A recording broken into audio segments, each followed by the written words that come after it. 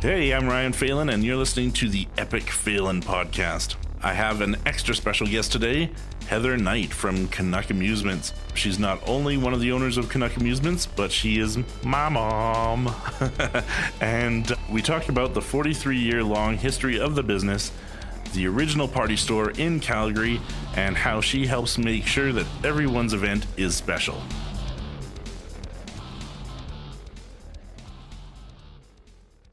All right, I'm sitting across here from Heather Knight. She is with Canuck Amusements. Yay! Hey! So, Heather is actually mia madre, my mother.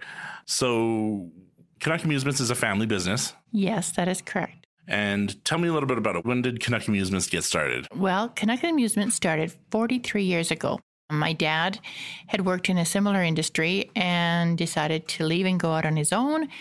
And it basically started in the basement of my parents' house. We were incorporated 43 years ago, and it has grown from being basically just gaming supplies where you supply product to like bingo halls, like bingo paper, and those little pull tabs that you do that get you money and fundraising things, into party and into darts, into balloons, into trophies. Actually, when we first started, we did do gaming, trophies, and darts.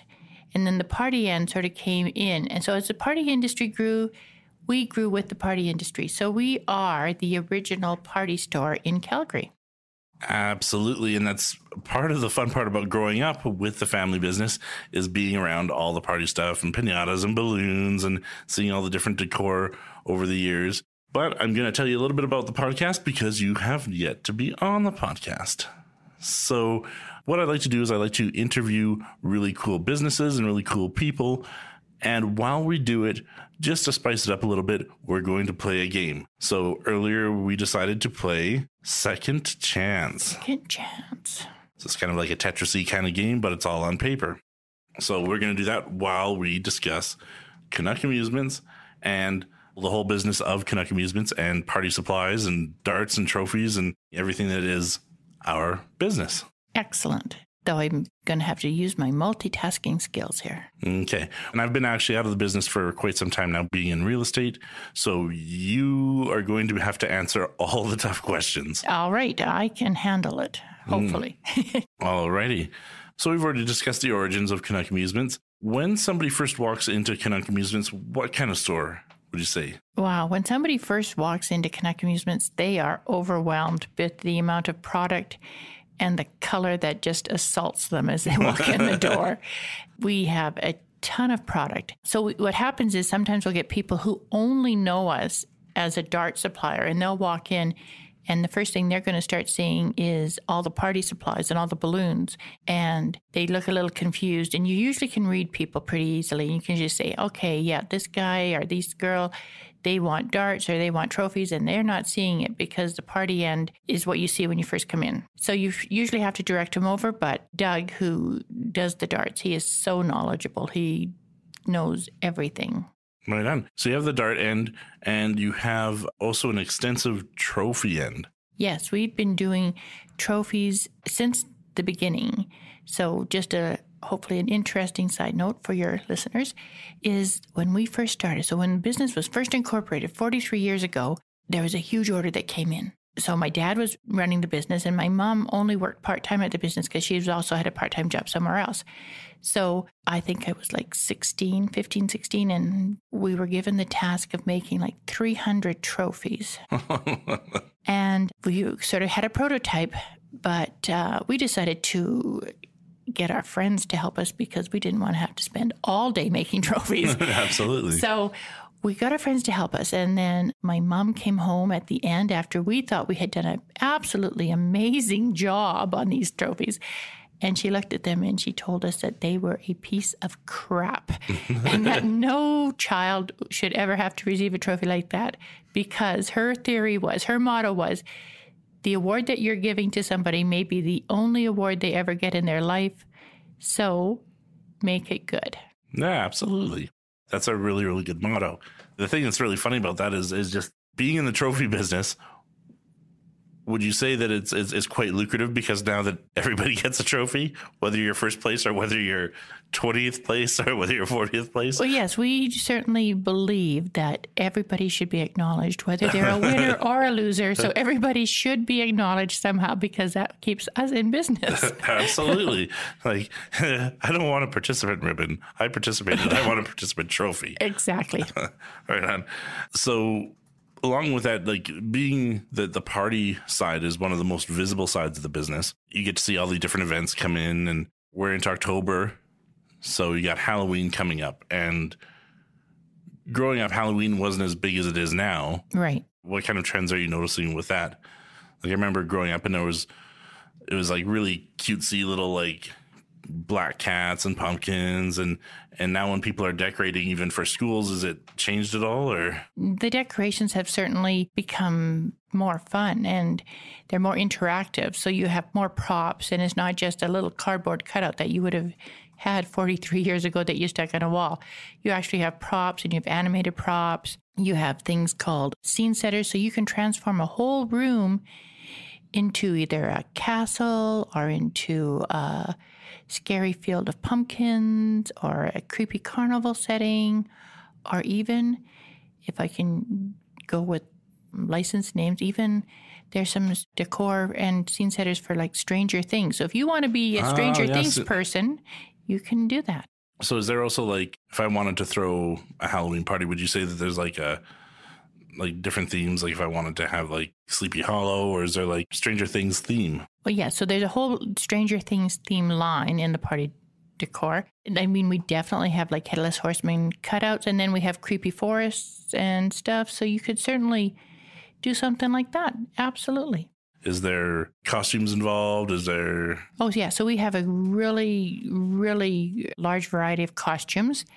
Again, you can go with something that is licensed. So if you want to be like someone from Stranger Things, or if you want to be a superhero, or if you like an Avenger character, or if you want to do Where's Waldo, or if you want to do Disney Princess, definitely we have that, as well as we have a lot of generic costumes. So as I mentioned, the Headless Horseman, or, if you want to do something in the decades, like if you want to do something 20s or 40 or 50s or 60s, 70s, 80s, 90s, you can do that.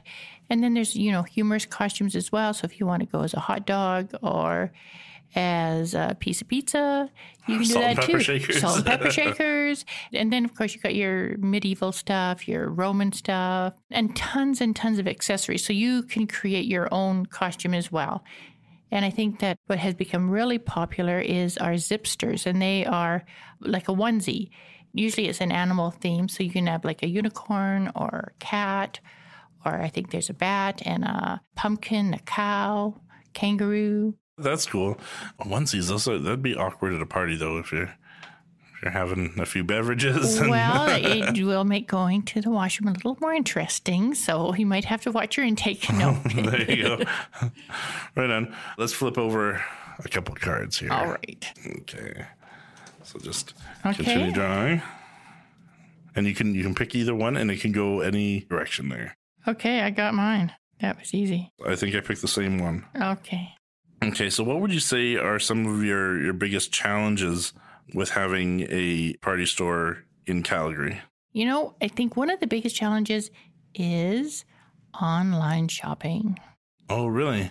Yes. So we do have a website, and we do shipping out. It's so convenient to shop online, and I realize that. But in order to have small businesses stay in Calgary and make Calgary vibrant and interesting, we really need support. So we really need your support. So we are very, very competitive with our pricing. I mean, some people have the impression that small businesses are expensive, but that's not the case. We are more than competitive. As I say, we carry a huge array of product and are willing to work with people. Even if we have a week, we can probably bring in stuff that you need. So I think that's probably one of my biggest challenges. I've seen actually time after time where people have ordered online at a certain expected price, and then shipping comes into play, customs come into play, exchange rates come into play, and it can be a lot less convenient than what they originally thought. The original price that you see flashing at you at the beginning might not be what you get at the checkout, and it's not quite as attractive as you thought it was. And then we have times where people have ordered the product and it doesn't arrive. So now they're in a panic and they need to get something, within a 24-hour turnaround. And we're more than willing to accommodate you. We're more than willing to accommodate people to come in and make their event, because everybody's event is special. You want it to be successful, whether it be a child's birthday party or whether you're doing a corporate event. It's your major focus. And so we try to make it our major focus. And our staff is extremely good at helping people out and being creative and getting ideas. Okay, I'm going to flip over 2 cards here. And then in that time, I'm going to get you to think, what are some of the cool events that you've seen come through and get their supplies at Canuck Amusements? There are so many great events that go through. We do a fair bit with the film industry and TV, so that's always interesting. I'm thinking even more, like even on the trophy line, I ever had any big clients? Yeah, I mean, we did awards for the WHL. We've updated awards that came in whenever we hosted the Grey Cup, and we had the Western Players Awards come in, so we got to see different awards. And there's some prestigious awards. I can't think of anything off the top of my head, but you see everything from just a small hockey league all the way up to the Canadian Science Fiction is ordered some awards with us, and they're doing events and stuff. So there are prestigious awards as well as, very simple.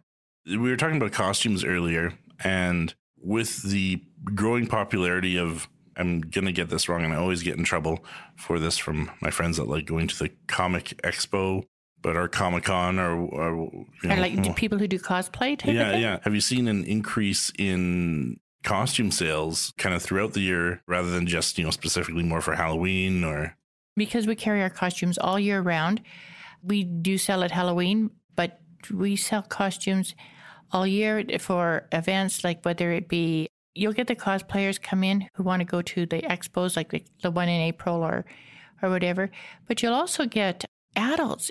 That's the biggest, I think, change that's happened in costumes since I started in the business. Is costumes used to be only kids, but now all you kids grew up and you still want to dress up. So people are doing family nights where they get a couple of families together and everybody has to come dressed up as a certain theme. Like right now, we seem to be having a lot of fiesta parties. So we have lots of sombreros and serapes and that going out. Superheroes is a big thing where people are coming in. The whole family wants to be Incredibles, or they want to have a Batman and a Superman and a Wonder Woman. The whole family will dress up and go to these parties. Right on. What would be your favorite season? Because as you walk into Canuck Amusements, if you walk in at Halloween time, it's going to be very Halloween-y, or Christmas time, you're going to have a lot of winter supplies out. What's your favorite season? Because we're always planning ahead, because we need to have the product in and out and on display. When summer is ending down and we start going into the fall, I love fall. I love seeing all the colors come out, and I love seeing all the decor coming out for fall. And then as we get towards the end of it and we start bringing out the stuff for Christmas and New Year's, it's like, oh yeah, I really like this palette of colors. I love it. It's great. I love Christmas. I love New Year's. And then when that goes, we start with Mardi Gras. Mardi Gras is a bigger party than either Valentine's. Oh yeah, Mardi Gras is absolutely fantastic. I don't know why everybody doesn't have a Mardi Gras party. You're thinking because it's so much fun. And then you go to St. Pat's and it's like, oh yeah, St. Pat's, excellent. And then when that's done, you start going into your summer hues and your pastels and that, and you go, oh yeah, this is so nice. So yeah, I think whatever the season that is coming up from the one that I'm in becomes my favorite season. So, okay. So that's, that, and you might get tired of it by then. Because I've always loved the fall, I think Halloween has still got a special place in my heart. Right on. It would be because you're an October baby. I was going to say that, but I just didn't want to throw that out there. Okay. You know too much. I know too much. Right on. So one of the things that's really interesting about Canuck is that it's so diverse. Like, you would never think that there would be a trophy shop that you walk into that's full of themed decorations and costumes and selling darts as well. Like, it just seems like such a crazy mismatch of different things. Well, I have an interesting story about that. Okay, well, tell me a story about that. So I don't know if I can drop names. I don't know if I should drop names, but we were doing some work for a gentleman who is very, very well known in Calgary and has some very, very major national businesses that run through Calgary. And so we were doing some work for his father, and he had offered to come in and pick it up because his father's retired down in the States. And so he came in to pick it up. And he walked in the store, and this man, his business is retail. He's been in retail, and he is very, very successful, very, very successful. And he walked in, and he walked around for a few minutes, and he just came up to me and said, "Are you one of the owners?" And I said, "Yes." And he said, "I have never, ever seen a business like this in my life." And I took it as a compliment. I'm hoping that's what he meant. Could be. I mean, I could probably guess, but what would you say is your favorite part of the business? I mean, you got the trophies and awards, which, I mean, you mentioned that how you have that feel-good moment where you know that this kid is getting a trophy and it might be the only trophy he ever gets, so let's make everyone important. But the trophies, is it your party supplies? Is it the gaming side? I work majority in trophies and party.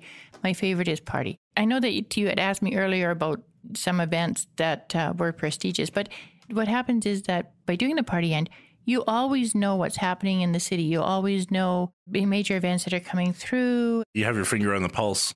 Well, I try to have my finger on the pulse. Yes. Yeah. You just have a really good feeling. And it's always fun to work. I mean, and the nice thing is when people are coming in to do party stuff, they're not in a bad mood. They're always fun. And as long as you work with them and you get involved and buy into their vision of what they want the party to look like, you can't maybe not always have the exact thing, but you can certainly make their party successful. I really like doing that, making people walk away thinking that this is it. My event is awesome. Right on. Balloons. Yes. You seem to do a lot of balloons. We do a lot of balloons. And right now there is a worldwide shortage of helium. It's just a gas, right? It is. Well, it isn't just a gas. It's a gas that floats. So it's hard to get hold of. Right? That's right. So it is a byproduct of natural gas. And don't quote me on a lot of this. I'm not the science guy. I needed my partner, Doug, to be here to do the science end of this because I'm not. But basically, it is something that is a byproduct. It's not like you go into a chemistry lab and you can, pull it out from the air, or you can mix a few chemicals together and produce a gas that's helium. So it is a byproduct, and it's just short. We're just short. Yeah. Your balloon that costs you a couple bucks today, I mean, they use helium for MRIs. Like, is there any kind of indication that they're running so short that, like, maybe a balloon in so many years is going to cost like a ridiculous amount? Well, yeah, that's very interesting because there was an article in National Geographic a while ago because there was a similar helium shortage at that time, and then more helium came online. They were saying, it might get to the point at some point where a party balloon could cost you $100. Well, no one's going to pay that, but they're saying we have to be cautious with our helium. And just so people know, so you don't think that by filling a helium balloon, all of a sudden someone's not going to get an MRI because it's a totally different grade of helium that you're using. We are using a very good quality, but it's not MRI quality helium. And the other thing that we do, we use a substance called high float in our latex balloons to be resourceful with the helium. So we treat each balloon with a sealant called high float, and then that balloon is going to last for several days. If you're doing a promotion or something and you need balloons every day for a week, you don't need to fill every day. You can fill one day and have these balloons last for the week. And so it's just being a little more responsible. Absolutely. And then you can get much better use out of them, or, somebody gets a lot more fun out of it, I guess, right? Exactly. So what is the longest you've ever seen a balloon last when you use this stuff? Well, I've had people come in and tell me that they've had balloons float for months. That's crazy. So it's like instead of being on the ground the next day, they're okay.